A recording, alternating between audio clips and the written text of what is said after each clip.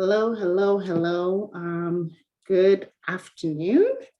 Welcome to this month's edition, the April edition of the EPR Women's Professional Network webinar series. My name is Kemi Akinditere, and I'm super excited to be here today and to be the moderator for our session today. I am excited that we have an opportunity to share some great nuggets, just a little bit about EPR Women's Professional Network here.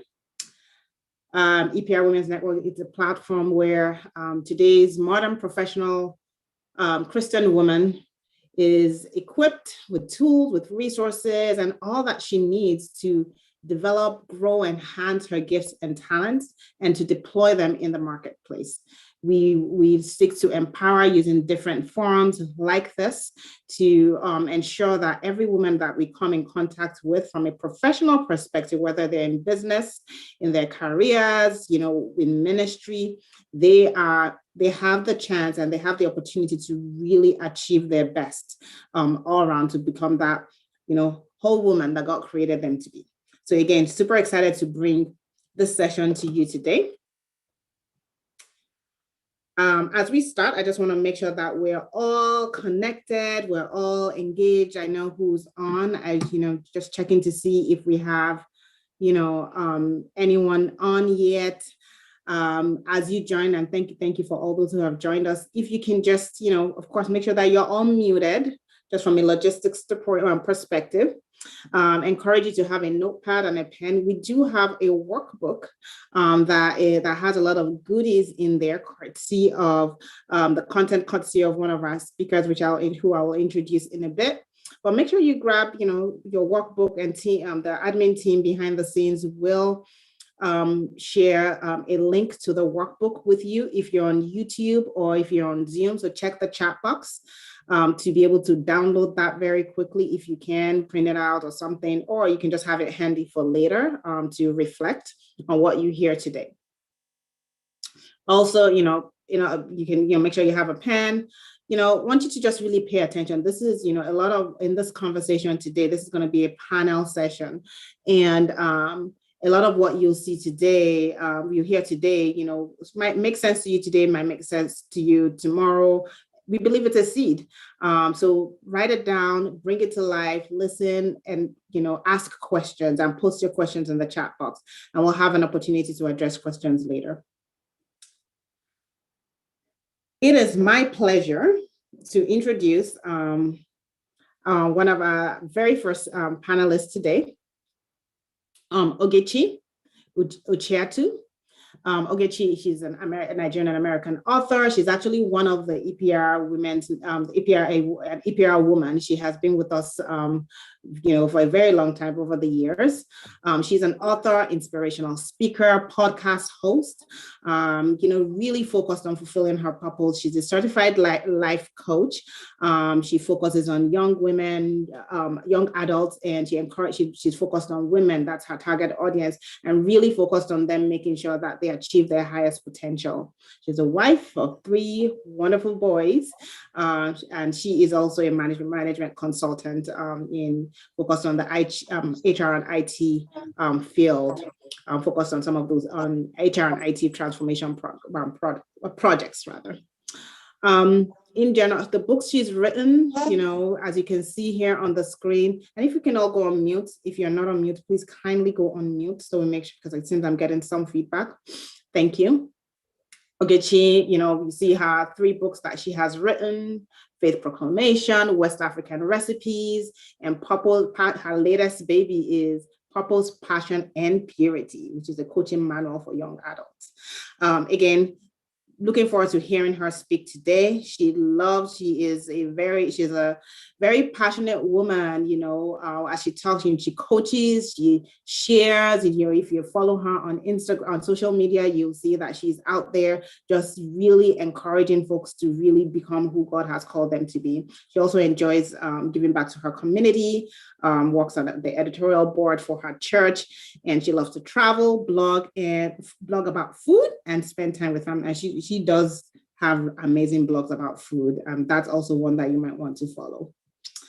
Next, welcome Latin Day. Latin Day is also a Nigerian American author of 2 books, a Bible journal, as well as a very interesting, tantalizing novel, which is very recent, A Perfect Weather for Tomorrow. We're just joking about, if you want something to just really get you all excited, pay attention. And she has some goodies for somebody today.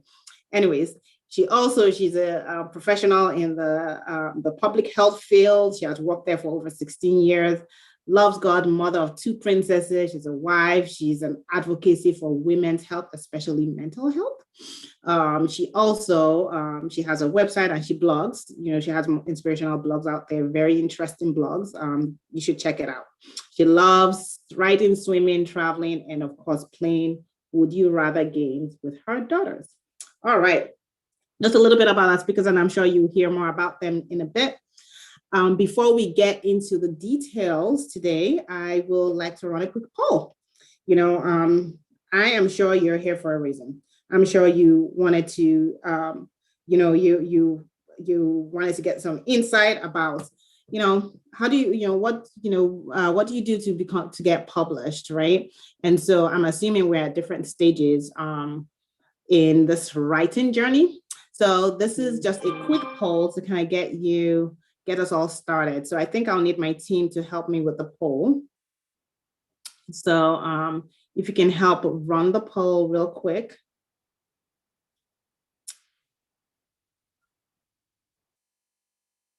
Either Adebola or Adeshola, I guess, should be able to run the poll.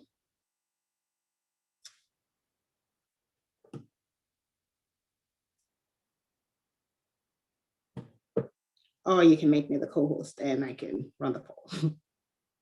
Right now I can't see it. Okay. Just waiting.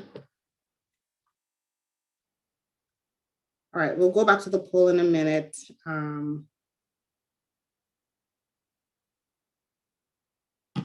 We'll go back to the poll in a minute. So Adebola Adeshola, if you can help me run the poll, that would be great. As we navigate through this, just very quickly, I just want to share a couple of thoughts with you all.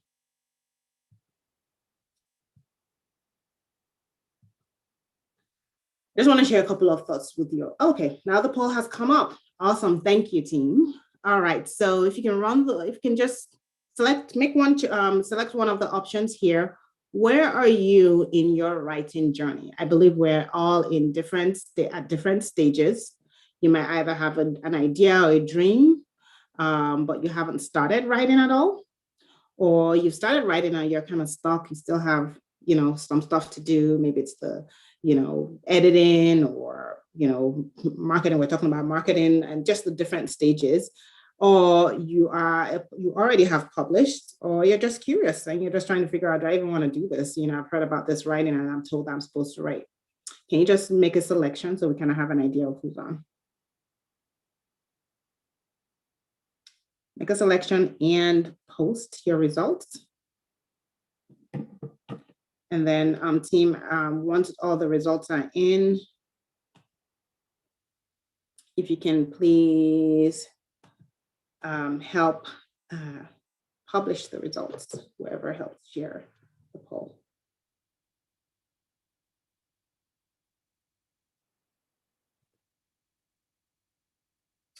All right, so it seems, 38% of us have an idea, we have a dream, we want to write a book, but we haven't started. Interesting. Already started, 23% already started. I'm stuck. And then we have published authors in the room. So it seems we have folks who will be learning a lot, right? If you are in that bucket of you have an idea, there is a lot to learn. We have speakers, as you can see, they've written multiple books. They've written multiple types of books. So I'm excited that we have the right people in the room to help you. If you have started and you've gotten stuck, of course, our panelists will help you through the journey. And so I want to encourage you to ask very specific questions. We have some questions prepared. However, we want to make sure that we also answer your own questions. We also then for the group that you're already published, maybe you have something to share, feel free to share in the chat box and all that. And if you're just curious, maybe you'll get inspired, and maybe this is for you. If there is a book that you want to read that hasn't been written yet, then you must write it. There is so much to be said. There is so much to be articulated. If you have a message, you don't have to be an expert. You don't have to have gotten an A in English when you were in college. You don't have to have done anything. You just need to be able to write. And you're going to learn today how there's so many creative ways to make sure that your voice gets heard, as long as you can articulate, even by just speaking, right, into a voice note, what you want to write. There is a way to translate, to make that into a book or some kind of publication. So that's that's the little quote that I came across, and I figured, it would be helpful to share just before we go into the details today. I am looking forward to this session, so we're going to go right into it with our speakers. So again, just a reminder, hope you have your workbooks, hope you have your notebooks. Be ready to ask questions. And if you do have questions, please put it in the chat box. And at this point, we're going to go into the questions and answers. All right. So I am going to start with Ogechi, who is one of our panelists. Hi, Ogechi. How are you doing? Hello. Are you ready for us? Yes, and thank you for having me, EPR. Super excited about the opportunity. Thank you for joining. Thank you for joining. You are amazing, right? You are a podcast host. You are a blogger. You're a food blogger. You've written 2-3 books. And now, obviously this all started with some kind of a vision, right? It started with some kind of an idea. And we see from the chat that there are a lot of people that have ideas they're like, oh, maybe I'm going to write a book one day and everything. Yeah. When did you realize you wanted to write? How did it start? What was the vision? And how did you get from vision to reality? Execution, definitely. That's an amazing question. Again, thanks for having me. It all starts with an idea. It started in 2018. I remember vividly. And the way these things come to me, it says every scripture is inspired by God. They're like inspirations, right? And so I had a title in my mind back in 2018, Purpose, Passion, Purity. And I didn't know how it was going to come to life. But again, at the beginning of every year, I set goals. So I put it as a goal to write a book back in 2018. I remember in church that time, they told us write 3 goals and write it down and mail it to yourself. Or we wrote it down in church, and then we're supposed to have it mailed to us as a reminder. So mid-year, they mailed it. This was at our youth church. They mailed me that my goals, and I said, oh shoot, I haven't even started on it. God gave me this idea, and now it's June and I haven't started on it yet. So I started by researching. So I researched a little bit on book templates. At that point, I didn't even know that there were, self-publishing mechanisms. So I just got a random book template and I started writing the first parts, acknowledgements, preface, and then just started with my title. And then I had writer's block. I'm like, God, you said you want me to write this. I don't even know where to start from. And then life happened, busy. I said I was going to actually put it on my phone at that time, writing time, and I never stuck to it. So 2018 passed. I had just written about 8 chapters, and then the opening credits. And 2019, I didn't even touch it at all. And then 2020 hit with the pandemic. I remember it was about March, April timeframe, and I started writing faith proclamation and faith declarations to encourage myself, because my husband works in the healthcare industry, and he actually worked for Quest Diagnostics that time. So they were the ones doing all the testing, so he had to go in. When people were like, yay, lockdown, we're home, he was going in every day, and I was freaking out, like, I don't want him to catch COVID. I don't want this. And there was a lot of unknowns at that time. So that got me just writing a lot more of the faith proclamations. And I would write it on Instagram. I'll write it here, there, as it comes to me. And I just had an idea. Why don't don't you compile all these prayers, all these proclamations into a book? And that's how my first book came along. So it wasn't the first inspiration. I remember talking to Latin Day as well. It's so funny. She and I have similar stories. I'm like, I'm writing this book. I feel like I'm stuck. She's like, me too. I started one book, which was her novel, but she said, I'm writing a prayer book. I'm like, that's true. Prayer books are easy because it's a prayer, it's a quote, it's easy to write and format. So I followed her logic. I'm like, I'm going to do this. So fast forward, I think it was June when I published, the first book was published. So that's the story to answer your question. Started in 2018, but came to life in 2020 at the break of the pandemic. Wow. You know what just stuck out to me, you know, when it's really about the fact that you're like, I had no idea what it took to write a book in 2018. But I went ahead, I did the research, I talked to people, I prayed, I leveraged, you know, how can I get this done quickly? And then the Holy Spirit started giving you ideas on how you pull what you've already articulated, you've already documented, and just compiled into a book, and then it becomes a reality. And I bet you that first experience enabled you to be able to easily do the next one, right? Exactly. Yes. To get you to that next stage. Beautiful story. Yeah. And, you know, my message to you all, right? If you have that dream, if you have that, you know, just start. You need to just start. You need to go do the research, get the insight. And the reason, and of course you're here today, I'm sure you're going to get some insight. So let's take action on it. So my next question, hey Latunde, how you doing? Hi, I'm good. Thanks for having me. Thank you for being here. So you have experience writing both fiction and nonfiction. You know, tell us a little bit about what that, you know, the different types of we talked about it earlier. Genres. Genres. Exactly. Thank you. That we need to that writers need to think about. You know, I know fiction and nonfiction are two of them. I'm sure there are more. Well, how do you go about choosing it? You know, how do you go about deciding what does it take to write a fiction versus nonfiction? You know, how do you make that decision? Thank you, EPR, for having me. I go way back with EPR as well. I think that this was the first program was in Bethesda, I believe, and I remember attending, and I'm like, oh my God, this is such an amazing program that we thank God that it's here and it's helping women all over the world. And I'm so. I'll tell you that my story actually started from there. Like the push to actually do this started from that EPR. So I just had to share that. Yes, wow. Yes. And this is probably 20, I want to say 2017. 2017. Okay. Yeah, that was Bethesda. Okay. Wonderful. Yeah, so it actually goes back there. But to answer your question, because I know we are limited on time, I wanted to read this Bible passage. And, you know, for everyone, you don't have to have a Bible. It's John 21, verse 25. And it says, Jesus also did many other things. If they were all written down, I suppose the whole world could not contain the books that would be written. Whoa. And the reason I wanted to share that is, and I'm going to answer your question, I wanted to just put it out there for someone who's like, well, I have an idea, I don't know what to write, and someone has written that before, and maybe it's not something new. The truth of the matter is everyone, if we're to write books on event and stories and whatnot, we are allowed to, because even the stories on Jesus's life was not completely captured. So we have the opportunity to capture all the stories.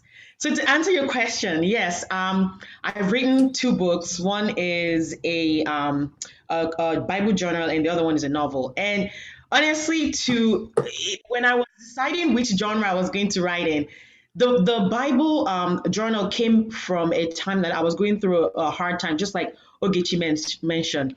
I just heard the voice of God saying, just write certain things down, write some Bible prayer points down. And then it was like, okay, now you've written this down, now put them into a book and publish. And I'm like, I have no idea how to publish a book. I've never done it in my life. And so I started to look into the process. And it was that whole writing that journal took me about 3 months, I want to say. I was very shocked because I've been trying to write a novel for so many years and it didn't happen. So the difference between the fiction and non-fiction genre, it's really or I should say, to answer your question, like how do you choose? It's really just what you are passionate about. Okay, so at the time that I wrote the nonfiction, the nonfiction, I'm sorry, the Bible journal, it was from a personal experience and God just showing me certain things and just encouraging me through Bible passages. And then the fiction book, the novel, I that was birthed, I want to say in 2016.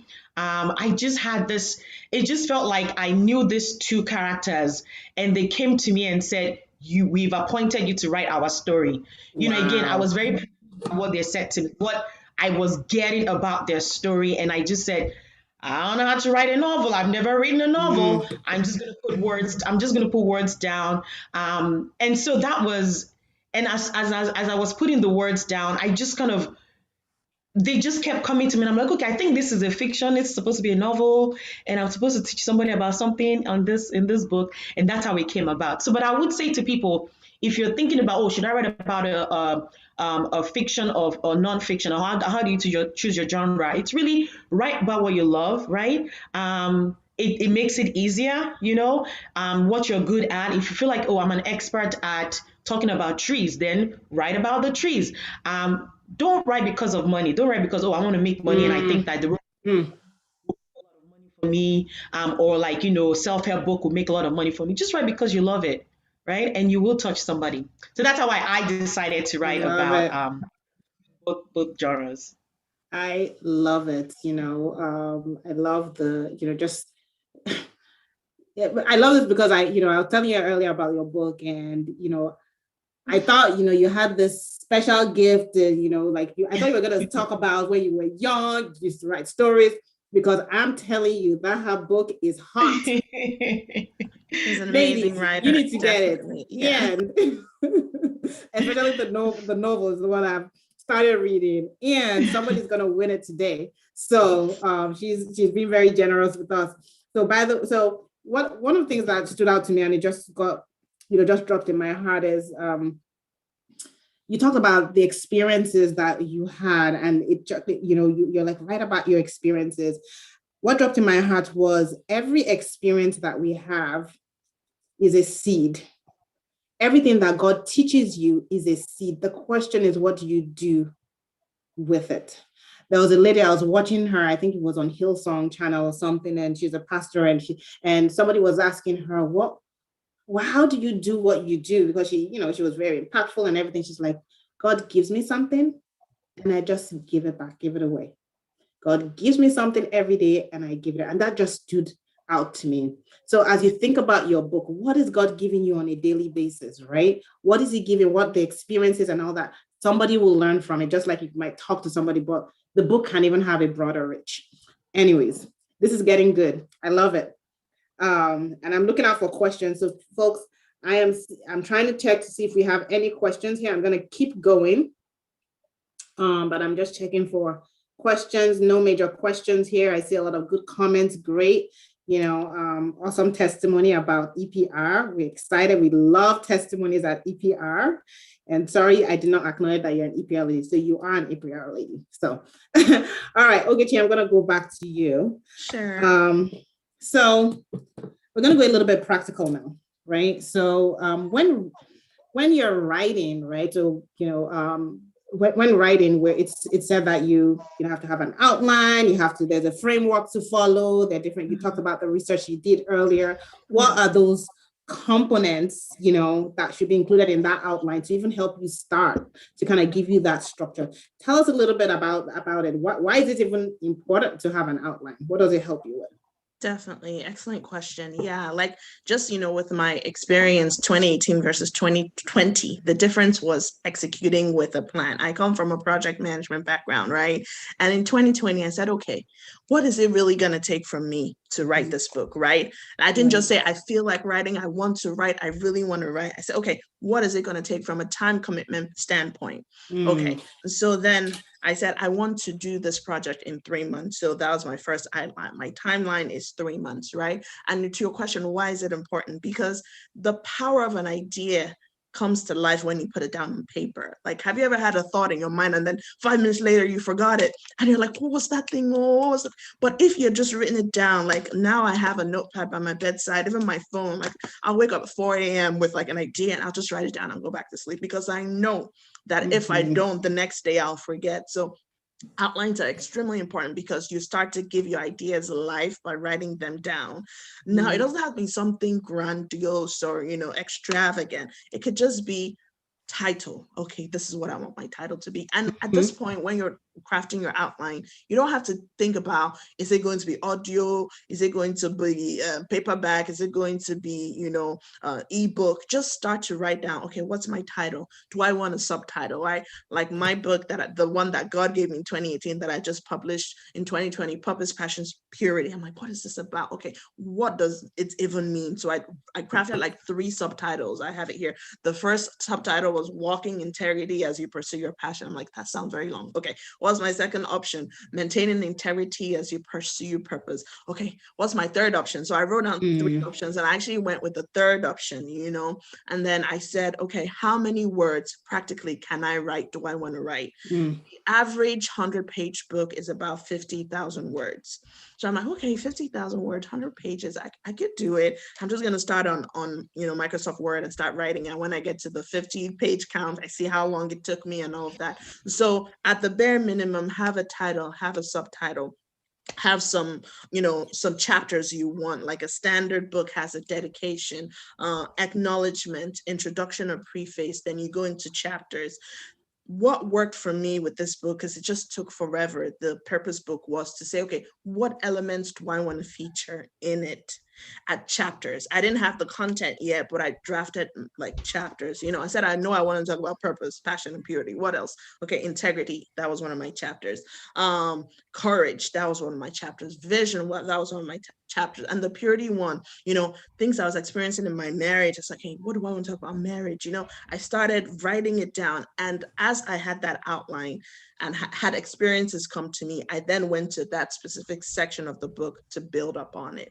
And so outlines are awesome. They're important. And it just gives structure and brings your thoughts to life when you put it down on paper. Beautiful. It's almost like a project plan. It's like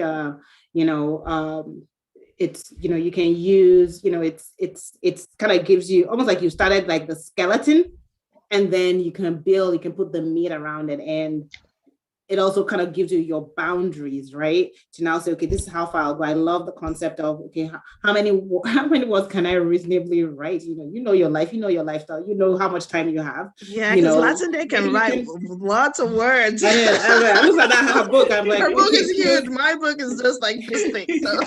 Yeah, I know. Like that takes a lot of dedication and everything. And also, what I took away from what you said also is counting the cost at the very beginning. That's so critical. Understand what is it going to take. It's not free, right? You're also going to have to, invest in it. Why are you really doing what you're doing? So awesome. Thank you so much. I know we got a question, so I'm going to start just to make sure that we're really hitting on what the audience wants to hear. I'm going to start navigating into the questions that I'm getting from the audience. So Sharon has a question. She said, I understand it's quite difficult to get publishing houses to sponsor you. So could you please share some insight on what self-publication really entails? What are those risks? What are the difficulties? What is it all about? So Latunde, do you want to take that for us? Sure.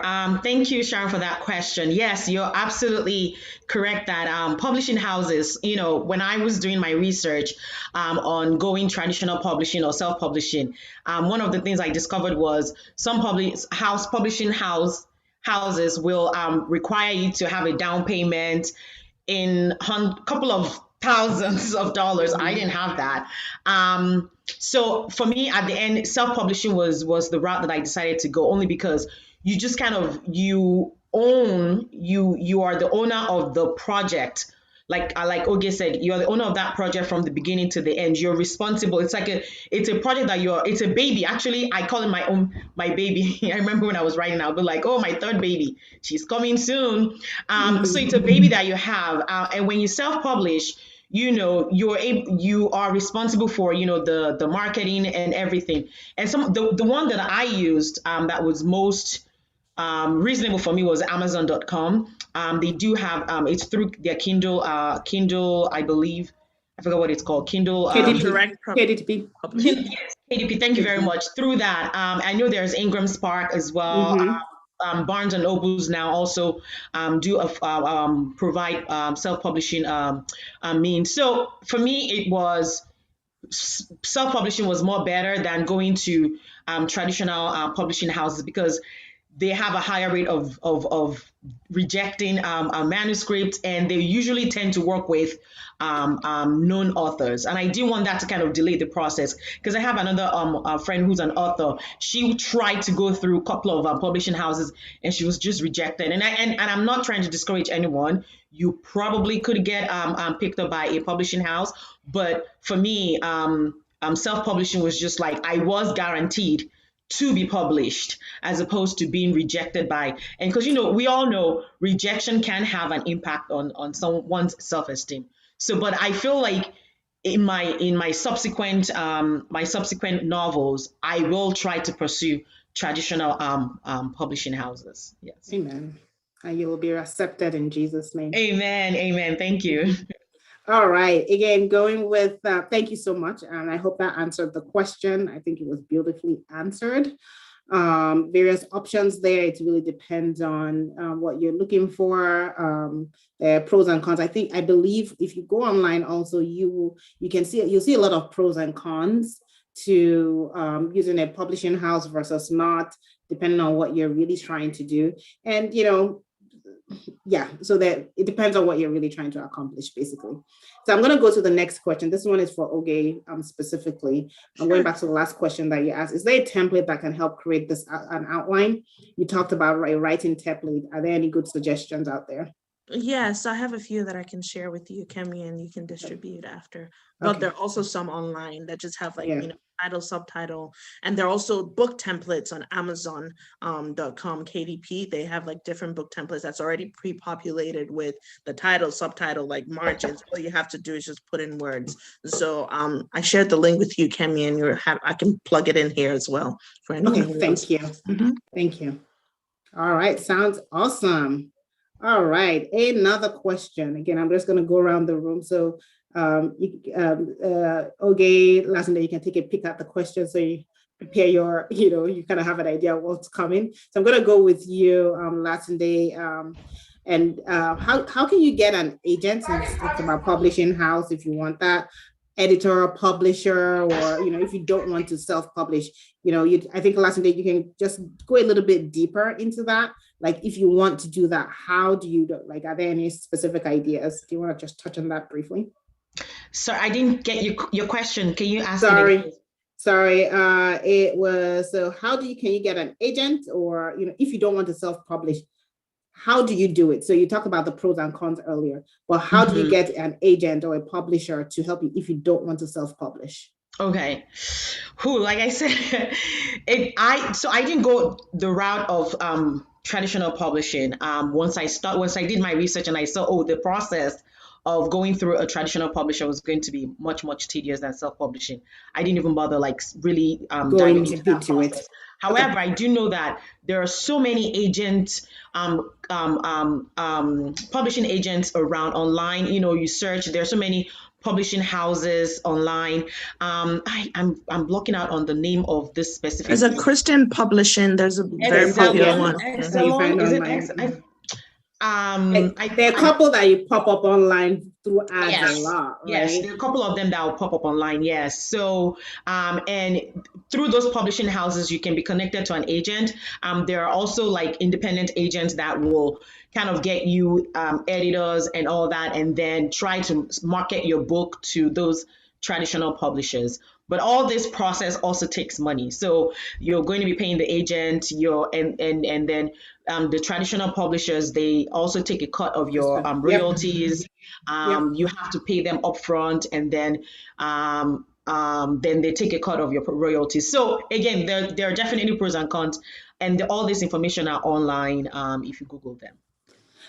Thank you. And another thing I'll just add into that, yes, there's a cost to it.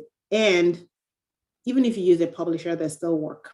Yeah, Zulon Press. Yeah. So if you think about it, not to discourage you one way or the other, I would say you probably don't want to assume that going with the publisher is just easier because you don't have the time, because you're still gonna have to write, you're still gonna have to work with them, you're still gonna, and for someone who's just starting, it's there are probably other options on how to even kind of get someone to coach you along the way that might not be as expensive. Like there's some programs that you can go through that will just help you navigate through the details of self-publishing and all that. And then you can learn on your own depending on how much time you have. But regardless of the route that you take, it takes work.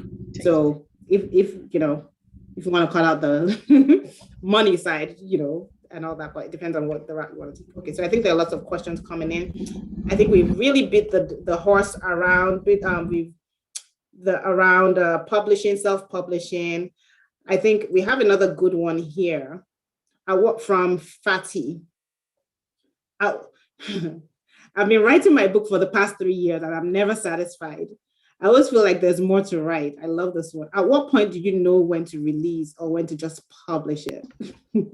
Okay, do you want to start out? Yes, I can take that one because I know I had writer's block from 2018 to 2020. So I think first, the point where you feel like you're having a writer's block or you're stuck, I say get an accountability partner or someone who you can bounce off the book idea with, right? It could be a family member, your spouse, or say, hey, come read this book. How do you think about it? If it's captivating, if they say, oh, that book, wow, it's awesome, what are you waiting for? If they come back to you with some feedback and they're like, oh, it was nice, but I think you should change this and this and this, that could be a way to get out of that, that place where you're just like, it's not good enough. So number one, I say get an accountability partner or share the manuscript with someone you trust, a family member, someone who's good at writing, a seasoned author, just, to get their feedback. And then you can also do an editor, like a first draft, because I remember I worked with the editor with one of my books and she had a lot of good feedback that I went and I incorporated. So those are two quick ways to get out of that. But again, remember, there's always going to be a minimum viable product, meaning, okay, this has like chapters, and right, all the key elements of a good book or a great book. Maybe your first book is an excellent, like you said, but the next book you write will be like bestseller. So don't feel stuck that you don't want to publish, and then you limit yourself to the great things that can come even after that first book. I love that. Thank you for sharing that. It's sometimes we're striving for this perfection, right? That, it's experience for me is like working with, editor one, and then the next person edits and reads it and they're like, well, they have additional, like, when do you want to stop? At some point you need to just pause and say, is this good enough, right? So that you don't exhaust yourself. All right. Can I say something to that question? Yes, ma'am. A quick addition. Oge nailed it on the head. So writing my novel, I started in 2016 and I stopped because one, I went back to school for my master's, and number two, I just had a writer's block, and I didn't pick up the book until 2017 again. And I remember I always joke with my editors that if we were to publish all the words that I wrote about this story, we'll probably have 3 books. Because and to answer Fatih's question, that sometimes it just feels like this is not good enough. I would write, after I wrote the novel, I said, what is this rubbish? What is this? Like, this is nothing. Like, why did I write this? Like, who's going to read this? But to answer her question, you have to trust the process, Like Oge said, the first one might not be a bestseller. The second one might not be a bestseller. But you're writing because it's the seed that God has put in you. It's an idea that God has put in you. And there is someone out there in the world that needs to hear that story. No matter how imperfect it may seem to you, it will get that, the message will get across to whoever God wants it to be written for. So yes, it doesn't have to be perfect. You can write and write and write and write. I mean, you can keep writing and just feel like, oh my God, okay, I don't know if this one is perfect. Maybe I should scratch it. Pray, and just, okay, God, you know what? I'm putting this in your hands. I'm pushing it out there. And then as a self-publisher, I always feel like I have the opportunity to go edit my manuscript. If I put it out there, someone buys it and be like, oh, I saw that mistake. Oh, you know what? Let me quickly go and edit it and Right. So I love that. yeah. I love that, because I was about to add on to say, hey, if you're looking to be perfect in any ways, maybe you want you focus on, hey, you got your message out. You want to check for errors. You want to check for those things. To me, those ones are important, right? So, and if the boys say, hey, you should have said it differently and all that, then you're going around in circles and you might just get stuck there for a while. All right. Next one, we're going to do the good stuff, right? Again, all these questions are coming in. I hope we get to all of them.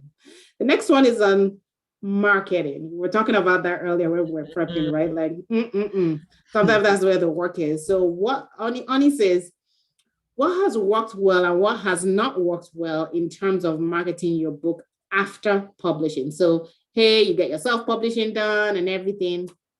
How do we, what's the marketing journey? What does that look like? So Latunde, since you just added some spice to the last one, you can take that and then we'll go to the next question. Okay, I will confess that I'm not the best marketer out there. So I wrote my book hoping that maybe I'll become a bestseller, and I know I will, not even just hoping, I know that I will at some point in time by God's grace. So for me, marketing was, I didn't really put research into the marketing process until after the fact. I sent it to my friends and family members. Hey, look, I published this book. You can get it on Amazon. So, and then I started to realize, okay, well, some of my friends are like, yay, we're going to get it. And some are like, yeah, I'll get it later. And I appreciate everyone that supported so far. So for me, I'm realizing that I wasn't very social media savvy. I had to learn how to use social media to my advantage. So just posting, reaching out to like other authors. Ingram Spark, for example, put a spotlight on me. I'm kind of like, okay, let me do the background work type of person. Everybody, put the spotlight on somebody else. But I learned to get out of my comfort zone. We talked earlier about, Oge shared a very good tip earlier about Facebook ad, maybe putting your work out there as well. So personally for me, it's been mainly through word of mouth, using social media to my advantage to market my work. I reach out to a couple of people like, hey, post this on your media and talk about on your page and let your followers see this. So those kind of things I've done. But maybe Ogi can talk more about her marketing strategies. Yeah. By the way, I want to just a quick comment there before Oge goes. You're doing an amazing job on social media, by the way. So I've seen you, and I've also heard you say, hey, social media, I'm not a social media person, but I see you putting yourself out there. So great job. Okay, sorry. No worries. Yeah, I agree with Latunde. Yeah, we can, there are different things we can leverage, things we don't, social media today, like I talked about running Facebook ads, just to add to that, you can choose the demographic you want, right? Okay, I want people, because her book is, to help you spice up the novel, your marriage. I want people who are 18 and above, located in XYZ place, women, or like my book that's for young adults. I target that audience and I run an ad. Now, one thing I found, it's also the mode you send it in. So are you going to do a captivating video that just has like a flash of the book and key elements of the book? And for me in the past, it's like, oh, this is going to cost so much money. But there are things you can do on Canva, which is a free app, right? Like colorful flyers, or flyers that have, that are quick videos, like a 30-second video, something that will be captivating. So when you think about your marketing strategy, now the book is here, think, how can I use captivating channels, say on social media, Facebook, Instagram, Twitter, to get the word across, so that it's not costing me a ton of money, but still it's in people's faces. So this 2 cents. Yeah. Beautiful. Awesome. So, get creative. There's so many ways to do it. Fiverr, whatever. I mean, take a couple of, $50 here and there, you'll be able to get some cool stuff done. So again, I'm getting one of the trends I'm getting here is, do your research, right? Research is cheap sometimes, right? And you can get a lot if you can put the time into it. Yeah. All right, moving on. Wow.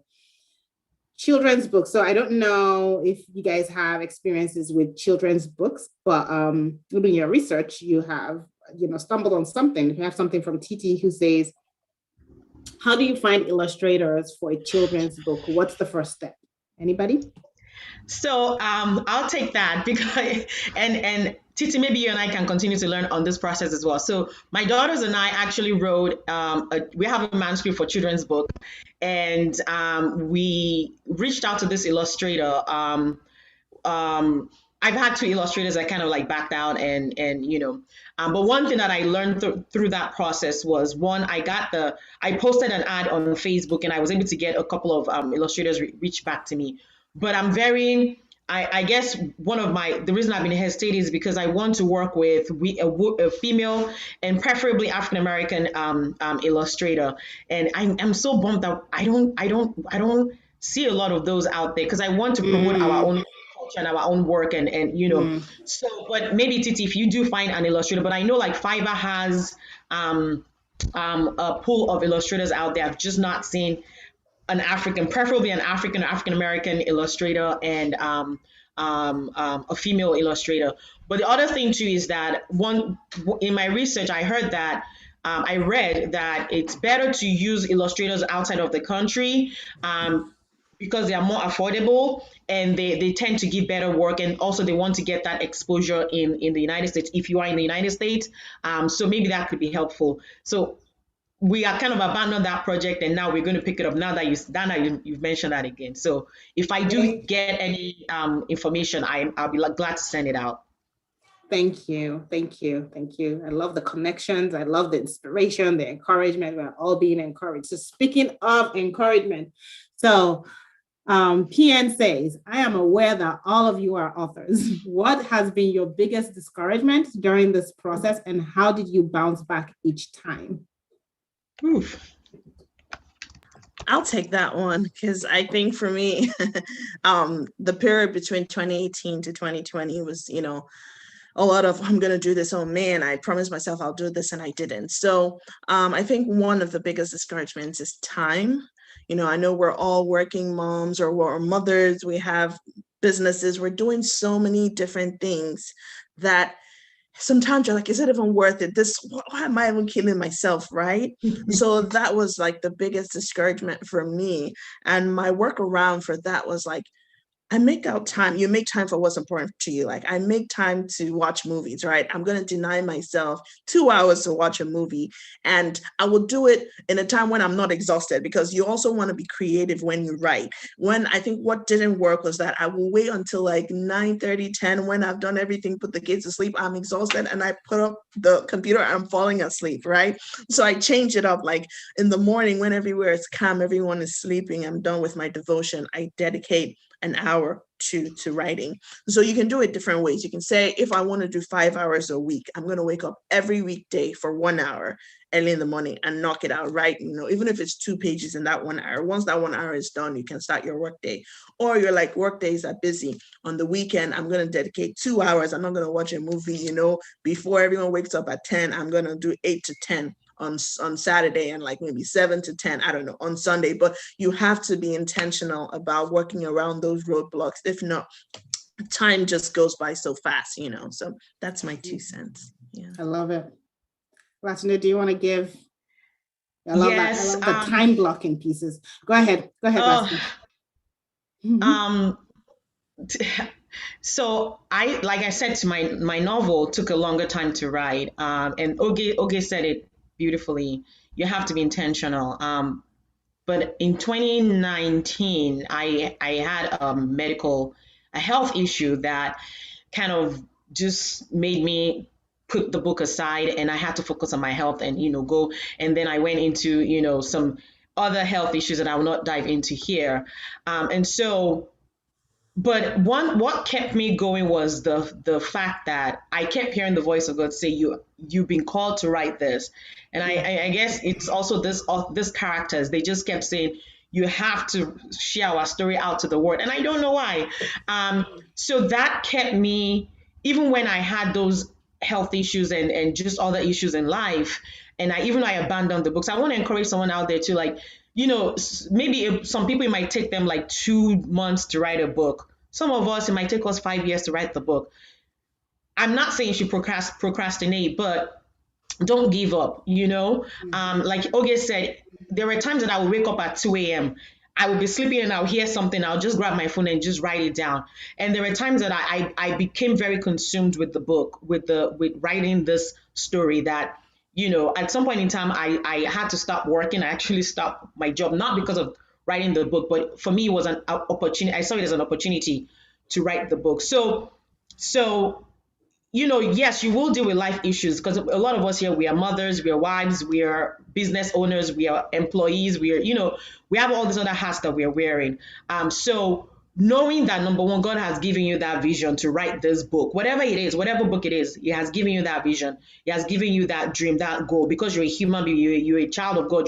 You are just someone that has goals and vision. You have to write that book, right? You have to know what it tastes like. And so when you're going through all those discouragements, you remind yourself that, okay, I'm the one who has been assigned. There's nobody else in this world that has been assigned to write this book this way. And so you have to encourage yourself. Like Oge said, if you must wake up at 2 a.m., at 4 a.m., if you must sleep at 2 a.m. and be writing the book, then that's what you'll do to get it accomplished. And as long as you're doing that, it will happen. Yep. I love it. It's about paying the price. It's paying the price. For me, it's, what's your why? What's the reason why you're, so it's yes, you've been designed to write. Yes, you know that. And then what's your motivating factor, right? Is there a reason? Maybe it's that one person that's going to read that book, that their life is going to be transformed. And when you think about that one person, what of that thing. So knowing your why at the beginning, whether it's a book you're trying to write or anything else, understanding what your why is so important, because trust me, you will get discouraged. You will not want to write. You will think it's not worth it, and it is worth it. All right. So, wow, I can't believe what time it is. But okay, we'll go with one more question. I almost feel like we need part 2 of this session. What do you guys think? Let me know in chat. I feel like I need part 2. So what is the editing process? Do you hire a copy editor? So in the editing process, well, you guys know there are different levels of editing, different types of editors. Okay, maybe you want to take this one around, Sure. The editors, what kind of editors do you need? Definitely. I think everyone should have an editor. Even I consider myself an editor. I didn't edit my books. I had someone do the final round of editing. So you can do, well, there are different levels, right? So the first level, if you want a copy editor, that's an option. If you say, I'm pretty comfortable with having my accountability partner review the first draft, we make some changes, I update it, and when it's almost final, I hire someone. That's also a cost-saving mechanism. But my take is, when your book is ready to go live, make sure there's an editor. Look at it from top to bottom, scrub, make sure it's clean. Even you yourself, if you have the bandwidth, the time, look at it again, because you want to put that, a good product out there. So hiring editors, my take, I used my uncle, who is a published author, as the first round, and the second round I went on Fiverr. I found this really good lady. It didn't cost more than 200, 300, I said less than 200, but I was very happy with her work. So I've used Fiverr a lot, and they have a lot of freelance editors and designers that have worked for me. Yeah. Right. Awesome. Well, thank you.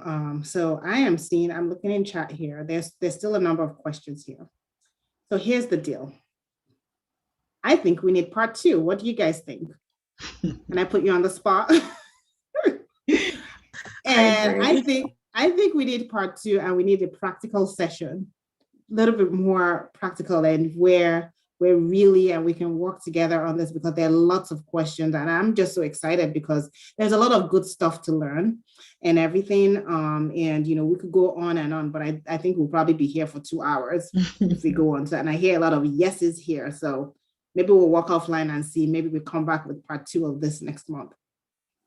But I would just like to, let me see. So let's do a quick, we'll start with you, Latunde.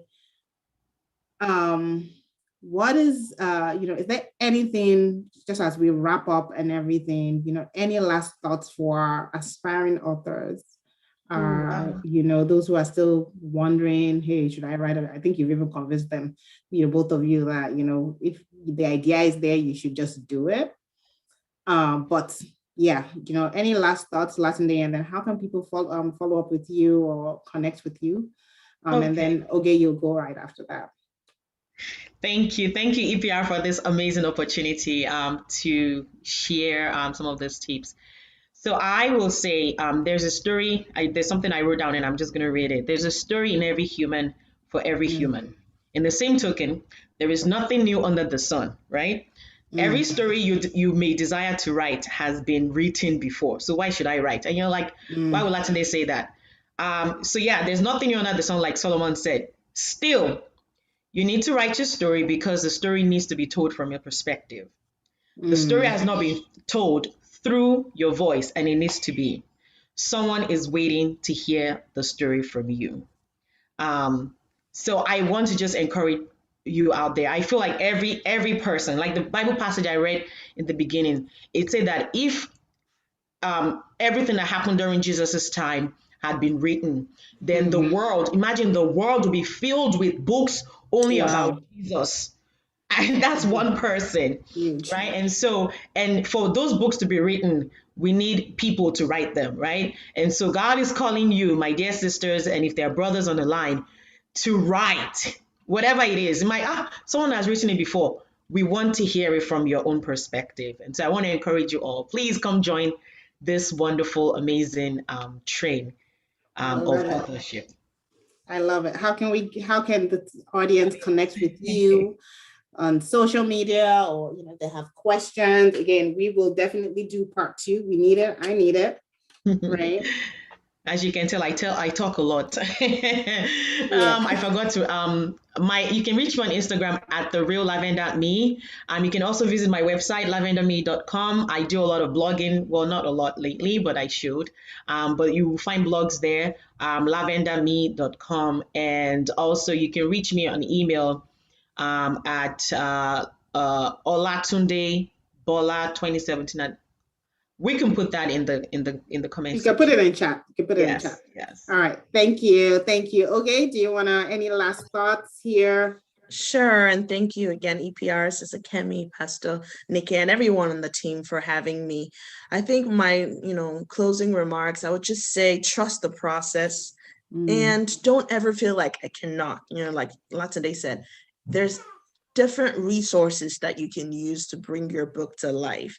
If you feel like you're too busy and you don't have time to sit and write, as those ideas come to you, use a voice note. Like, they will download a voice note app on your phone. As you're speaking, it's translated into words, and those words you can just copy paste into a Word document, and that's chapter 1, Right. So just know that journey to being a publisher, trust the process. There are tools along the way to help you, and be intentional about the time.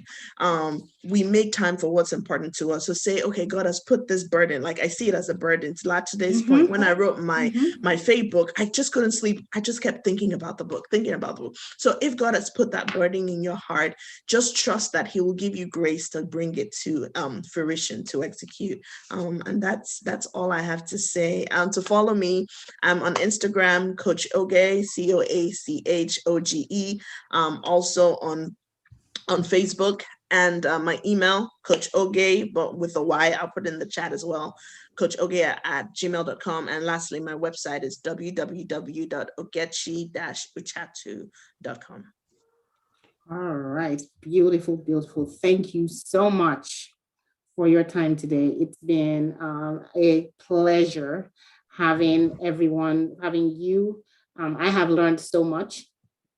And again, we will be in touch to talk about how we can share, can do something more with our audience, because I think this is a very critical matter. I truly believe that, there is great opportunity for us to get the word out in various ways, packaged in different ways, through writing, through blogging. I would like to even explore things like, how do you, I see a book as a seed, right? How do you, translate a book into different formats to help you get to where you need to get to, or to get the word out in different ways, because people consume information in different ways. But I'll leave you with a couple of thoughts. Came across this quote again. I love quotes. Start writing no matter what. The water does not flow until the faucet is turned on. Just start writing. If you have the idea, just start putting it on paper. Start articulating it somehow. Start voice noting it, whatever it is, to get you to where you need to get to. Otherwise, it will not start. And once you start building momentum.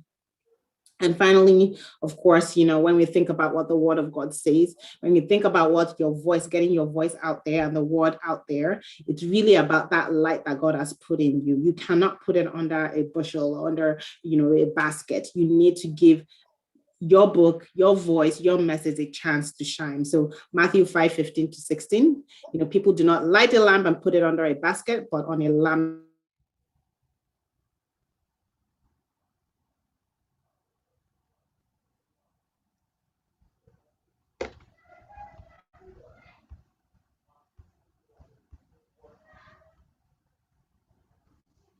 Oh, is this All me? right.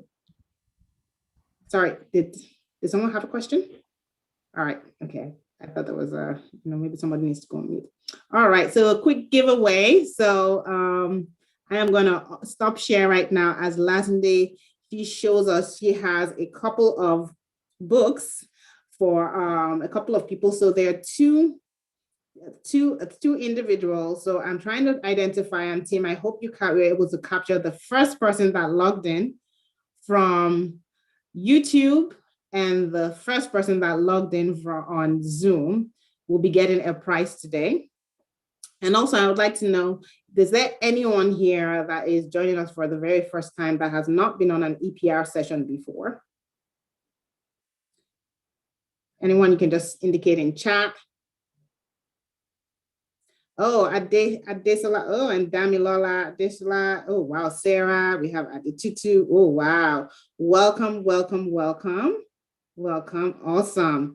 So here's what we're going to do. So the two books will go to the people that joined for the very first time. And we have another, another giveaway for the person that will do a drawing for those who joined us for the very first time. We have a lot of new folks. Thank you for joining us. Welcome, welcome, welcome. So the team has captured your name. So I see Firecracker. I see, wow. I'm trying to follow up with these names. Kiki. Wow, thank you for joining us. Sarah, Damilola, Deshala, thank you so much for joining us today. So you will be in a drawing for a prize, and we'll be in touch with you. We have captured all your information. Again, thank you for joining us. We do this every month. We do a webinar, a session like this every single month, and we bring different topics to really empower and equip the modern Christian woman with what she needs to fulfill her assignments here on earth. All right, next, very, very important. We don't just want your feedback, we need your feedback. So we do have a feedback form. It is, the team will put the link in chat on YouTube as well as Zoom. If you can, please take a moment. This is the only gift that you can give us today. Take a moment and respond. It shouldn't take you more than a couple of minutes. It's bit.ly/EPR webinar feedback APR 2021. bit.ly/EPR webinar feedback APR 2021. Please fill out the form just to give us some feedback. We want to hear from you. We want to hear how we can better the topics you want to hear about in the future. We want to make sure that we're giving you what you're really looking for. And so this will really inform how we also improve the experience for you. Thank you as you do that. Couple of things, we always have events. Of course, we have the May monthly webinar, which is going to be happening a month from now, every third Saturday of the month at 12 p.m. Eastern.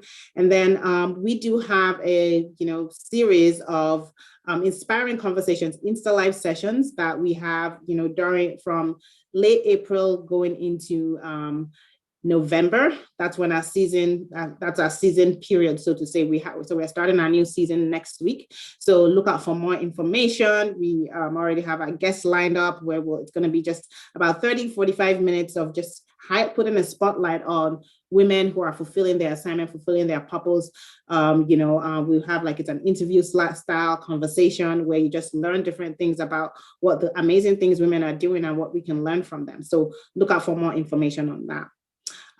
We do have a business directory that we're using to capture, information about those who are in business doing who are entrepreneurs. We want to just encourage you, bit.ly again /EPR business directory. Please incorporate your information. We're building this database. We're pulling all that information together so that we can continue to expand our network, so we can share, insights, knowledge. We can partner with each other as we go forward. And our platform is being built up. We just literally launched our website, eprglobal.com. Check us out there. Sign up to be part of our community. This is all part of that community that we're building to ensure that we're bringing the best, we're connecting the dots and building that, leveraging the network that we have. And of course, EPR, you can engage with EPR. We have so much going on. We pray, right? For those of you who have been a part of, the network, you heard Latin Day's testimony there. We have, prayers every Monday, where we basically make declarations for the week. This is our time to really speak life into your week. This coming Monday, we're going to be speaking on I Am Wealthy. I love money. I am going to be on that call no matter what. So 12 a.m. Eastern time, we kind of get into the week declaring the word of God. And then we have intercessory prayers for the nations, for the body of Christ, every Saturday morning at 7 a.m. Eastern time. And then you have an opportunity to give, very important, as we, you can make, your donations, and we give into a number of causes, the persecuted church. We have a foundation called KIB Foundation, and we have a program right now where we are acquiring Incu blankets to keep babies alive. It's really, in place of incubators or, the NICU, in places where they don't have NICU units. There's an opportunity to be a blessing. So if you're interested in giving, bit.ly /BR give, opportunity to give or is also available. And then finally, we do have a mentoring program.